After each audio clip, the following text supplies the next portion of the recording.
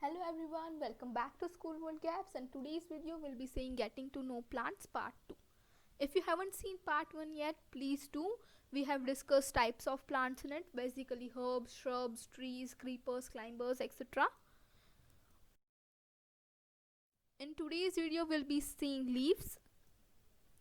Leaf is the most important part of the plant.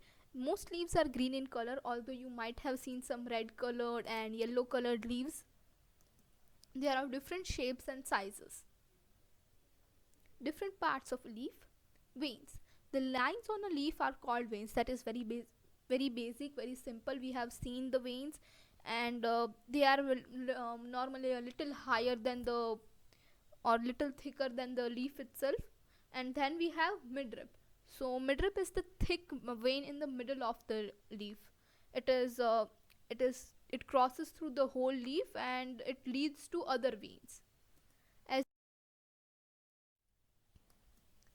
As you can see here, there is one thick vein and it is leading to other smaller veins. So that is the midrib and vein. Now we have lamina.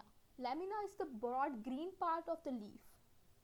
The main surface area of the leaf, the main part, as you can see, it has been very clearly pointed out here. Petiole, the part of a leaf by which it is attached to the stem. The leaf is attached to the stem by petiole.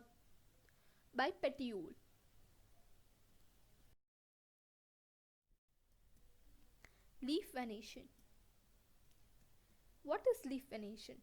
The design made by veins in a leaf is called leaf venation. We have two types of leaf venation, and the first one is reticulate. In reticulate, the veins form a net-like design in which one vein leads to another, and the process goes on, as you can see here in the photograph. Whereas in parallel venation, there is only one center midrib, and from there we are seeing other veins coming out. All the veins are parallel to each other, that is why it's known as parallel venation. Photosynthesis and transpiration. Transpiration is the loss of water from aerial parts of the plants, especially from leaves. Water is lost in the form of water vapors through tiny openings called stromata present on the underside of the leaves. We'll be seeing what stromata are later on, but first transpiration is literally just like evaporation, but it is through plants. Now photosynthesis.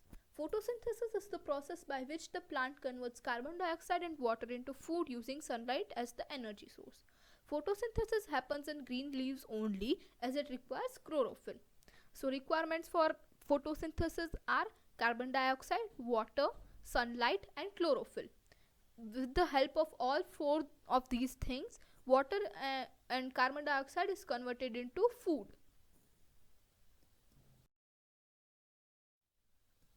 Here we can see a photo of stromata in a leaf, and we cannot see stromata through our naked eyes. We need a microscope for seeing stromata, and stromata open and close, and while opening and closing they release water vapor as well as they take in carbon dioxide from the air.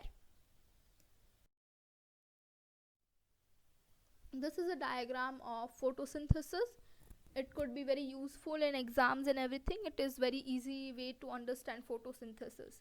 Like water and carbon dioxide is taken in by roots and leaves, and then with the help of energy or sunlight, as sunlight is the energy source here, and with chlorophyll we convert it into carbohydrates, and from carbohydrate is basically sugar, and sugar is formed from which it is the food of the plants, and then oxygen is left out as a residue and it is released by plants.